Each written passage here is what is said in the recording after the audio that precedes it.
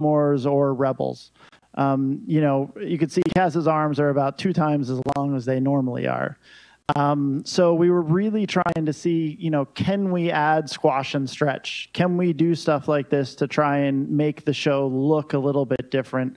And, you know, how much can we push? Because, you know, there is kind of a fine line because, you know, Star Wars is Star Wars. You know, you don't want to all of a sudden be like every character is falling down, slipping on a banana peel and running all over the place. Like, there's still Star Wars. So we had to try and make sure that it still fit in with that style and the idea of what Star Wars was. So this was sort of trying to show the animators, like, which I've trained over the last, God, we've been working together almost 10 years. But like everything I told the animators overseas was always like, okay, guys, characters always have to be breathing. They always have to be moving. They always have to, and then I'm like, okay, guys, so this one, everything I just taught you for the last, just forget it. It's all wrong. We're going to try something completely different. And so that's sort of what we started to do. And it took a while. It took a while to sort of get rid of those sort of things that we taught before. And how do you know, it's okay to stop a character and just have like an eye blink. That's fine. It's all right. You can do that. So that was sort of the idea. And also, you know, this show that's really fun for me is that we get to really play with a little bit more comedy than we have in the past and facial expressions and things. So I'll show you. That's go ahead and next. So this was our, you know, we do model sheets basically for the show. And this was the first time that I finally felt confident about, like, you know, we actually might be able to pull this off. Because this on the left is not a drawing. It's our character just rendered and trying to really see, can we get these expressions? Can we really sell all this? Like, you know, one thing we don't really do a lot on like Clone Wars or Rebels was all this, we call it asymmetry with the eyebrows and things. So if you look at like his confused expression, you know, really being able to like push one brow way high and keep one brow way low, that you can really do when you draw something. But in the computer, it's a lot harder. So, you know, one thing we found out was the toon shading actually really helped us in that respect, because like his eyebrow, even though it's like breaking the geometry, but because we just have one flat color, you don't see it. So we were able to really start pushing things a little bit more and starting to get that stylized look. And, you know, I had Justin Ridge, who's our supervising director, executive producer on the show. He would do some little scribbles and drawings and things and be like, hey, can we get this? Can we get this? And then I would try and get it with our character, and we kind of went back and forth. And now this is sort of the guide that our animators use, as like they can roughly sort of put these in, like, oh, Kaz surprised, Kaz scared, Kaz crazy. There's some of them that are really kind of funny. Like I like alerted a lot. Alerted is, there's actually a really good example of alerted in 102 when Kaz sees something. But so it's kind of, and then if you look over on the right, you can see a similar kind of thing where with facial wise, we were trying to sort of show how much you could push the expression. You know, the one that's down bottom, it reads fine. You know, it comes across as what he's doing. But if you look at the one on the top, you can really see what Kaz's emotion is and what his expression is. So I was really trying to show the animators how much more we could push things and how much more graphical we could become. It's less about sort of how we're moving through things and sort of just those strong poses and expressions that we're trying to convey. Yep.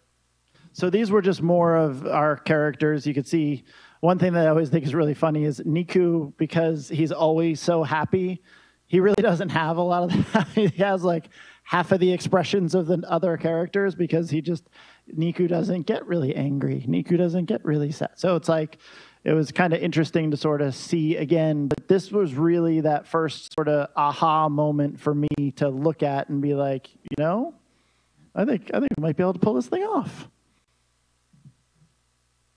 And here's our wonderful calisthenic for a face. You can see he goes into all kinds of fun little things.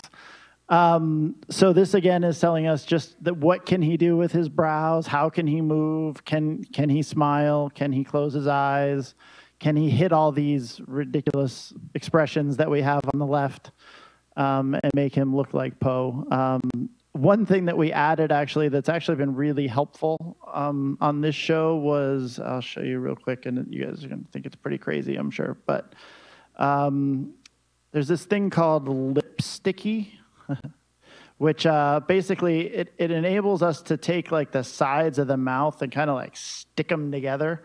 And for this show, what became like, that's a good thing to stop on. What became really interesting was the idea of like, when you're drawing, sometimes you can draw like the littlest, tiny littlest mouth or this giant thing. And in CG, to try and get that, it's really difficult. So we were really trying to make sure, you know, when Joel and the team rendered everything, that we could get just that line if we had to. Because sometimes, you know, like you can look at the expression on Poe when he says like alerted or suspicious, like it's just a line going across. And to be able to make sure we could really get that shape and be able to shape it and things was one of the things that we were really trying to strive for, and a difference from our other shows. And that's a lot of what we were doing in the lighting too. I'm a huge impressionist art fan. I like when art actually just represents, you know, a tiny little brush stroke can represent like someone's nose.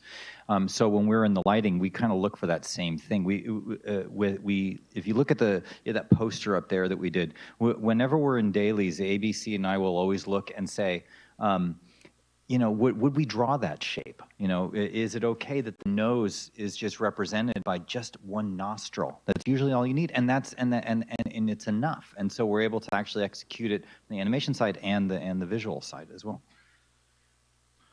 So these were just a couple examples I just wanted, you know, that I wanted to show just to give you an idea of how far like we can really push our expressions on this show. Obviously, this is, you know, Kaz getting like his hand bitten off, but you can see, you know, that just like scaling of the eyes, how big you can get the shapes and things. And if you look at those brows, I mean, they're like a place no person could ever put his brows. But it reads really funny, and you can see, again, that sort of stylistic shape to the mouth where, you know, you get a really nice line kind of going across. And one of the other sort of things we all really wanted to try, which we hadn't done before, is sort of these dynamic wrinkles, we call them. And basically in all the characters, we don't have, you know, wrinkles and things like that, but we do have these shapes that we can call on and have turn on certain times. And so like here you can see we use them for the bottom lids, and they really do help. So if you guys watch the show, like look for certain times, because there's times where like we'll have like a little nasolabial fold kind of come on Kaz, or he's got like the, you know, the brow wrinkles come in here.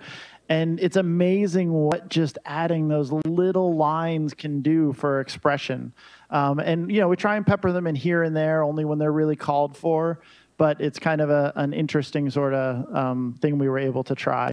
And then you could see on the right, you know, Kaz sort of, again, with the, my favorite is the little lower lid kind of goes up and down at the end just to kind of sell like how much pain he's actually in, even though he's trying not to say it. Cool. So this shot that's on the left. I don't know my left from my right still, you know. So this shot was actually the first shot that we did for the show. And, you know, the whole idea was what can we do with this style?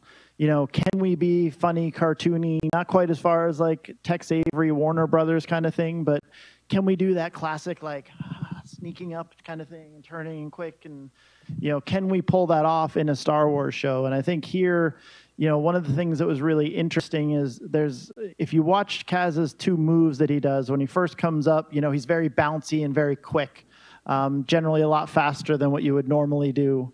And then as he goes back the other way, you know, you can watch his torso doesn't actually move up and down at all. And that's kind of another way of getting comedy across to it in a funny way as he's kind of walking across. So we kind of were experimenting with different sort of techniques on, how much can we push this? And obviously he's touching an alien's butt, so that's funny just to begin with. So, have him sort of turn around and realize that this big guy's there. So it was all sort of, and, an interesting thing, like when his face comes right on screen and his one brow goes up and then the other brow goes up, like, can we pull those kind of moves off and have it look like what we want the show to be? One other interesting, real funny thing, and I hope you guys, if you get the DVDs of the show or whatever, but one thing that's, because there's no motion blur, you couldn't do this with Rebels, you couldn't really do it with Clone Wars, but because there's no motion blur, you can really see some interesting frames. If you watch here, is Kaz right there. So, I mean, you can find, as you go through, some really funny looking moments, and they're called smear frames generally in 2D. And we were trying to sort of see, can we go that far? Can we try and really stretch the head and stretch the limbs and do different things? So, he almost starts to look like, I actually think, again, I'm going to date myself, but I think he looks like David Schwimmer. And it's just really kind of interesting that we're able to do that with our rig. But if you watch it at speed, you never really catch that. But if you go through, because we have, and that's one of the reasons we do it, is because we have no motion blur, because it adds just a little bit of extra movement that, kind of smears through that a little bit. So it kind of helps to sell the impact of him hitting his head a little bit better. So we're going to play, this is the last one we're going to do, and I guess we're going to run out of questions and answer time, but I'm going to play the extended trailer, which is going to point out is the trailer that we put out. That's right. Yeah. We wanted the show to be represented from us as best as possible. So Kevin Yost, who works with us, who cut together all of those amazing Rebels and Clone Wars trailers, he went ahead and grabbed our footage and put this together. It was put online, I think, about a month ago. But I'm going to play it right now, and then if we got time, maybe open up for some questions real quick. Yeah. Okay. Can we turn the lights off? Is that okay? Yeah. Thanks.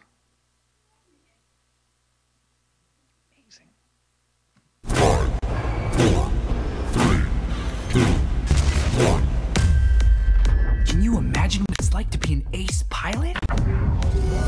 This is your chance to make that dream come true. You've got something special. I see it. I've got a mission for you. All right. Blend in. Find out who's loyal to the good guys and who isn't. What was that? What was what? The throwing and the falling. Over there. Don't think about it. You can work as a mechanic on my team, but when it comes to your mission as a spy, I don't want anything to do with it. Kasuda, good luck on tomorrow's big race. I don't need luck. Being an ace is not all fun and games. It can be dangerous. Just don't explode. What? Oh! You can't handle the hype! Woo-hoo! Follow my signal. There are a lot of dangers out there in the galaxy. When people are in need, we help. Line them up! Check this out. It's all in the wrist. It's all in your head. Welcome back to reality. Professionals, you say? I'm an ace pilot. I've battled pirates and marauders. Pirate strategies have been changing. What do you mean? They're better prepared. They have better equipment. I don't know how.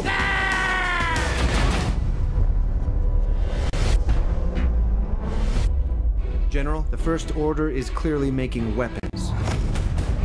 We're gonna need all the help we can get. You ready? Let's do this.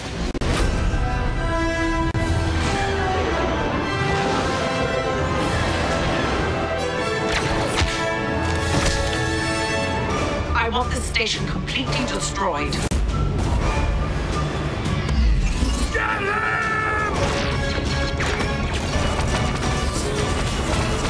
Oh, he's still alive!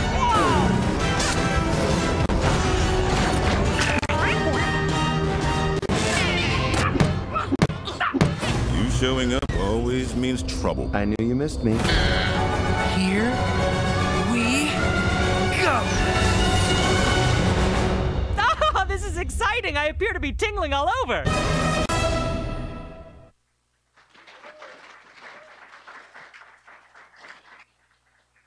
So that's everything. The show is really good. We're really proud of it. We're really happy with it. It's a comedy show, but it's not a comedy show. It's Star Wars. It's just Star Wars with humor that appeals to like my 9-year-old daughter. You know, it's very fun to watch. Hopefully, it appeals to my 13-year-old boy who's sitting there, but I'm not sure. Well, cool. Do we have time for Q&A, or we're done? Okay. Does anybody have a question?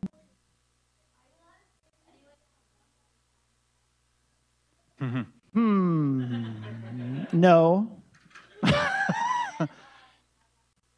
That's a no. That's a no, and I'm not allowed to say. What's your question, my daughter? Huh? Well, you will. Someday. I don't know. Anybody else? Yeah.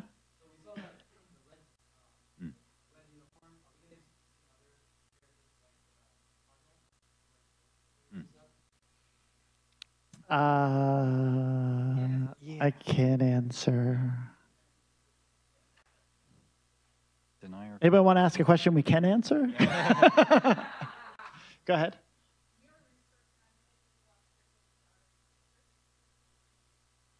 No, I'm sorry. What is it? No, but I will. I will for sure. Where's it? Can I get it on like Crackle or Crunchyroll or Crunchyroll? Okay. Yeah. No, I'll definitely check it out for sure.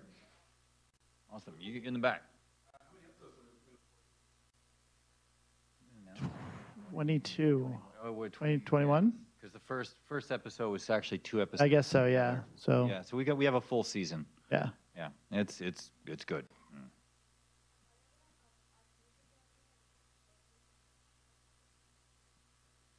It depends how many of you guys watch.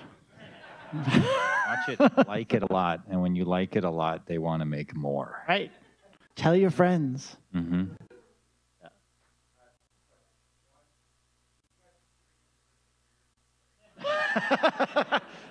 Well, we gave Rex a beard. I don't know. Maybe we could have like Kaz draw a beard on Griff one time or something. That would be an asset modification, and that's really expensive.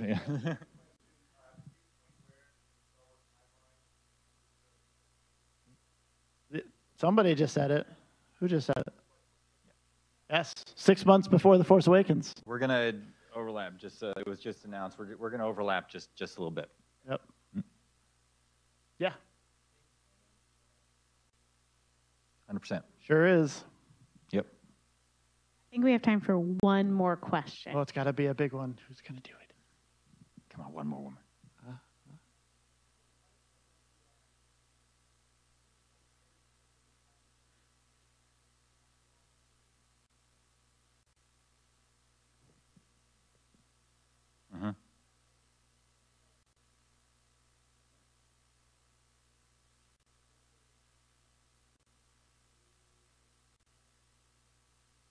Everything comes from Dave. I mean, Filoni is, that's where it all starts from. And I think what's really great about how awesome our story team is it's, led by Kiri Hart, who is an incredible storyteller. And that story team is really good. And with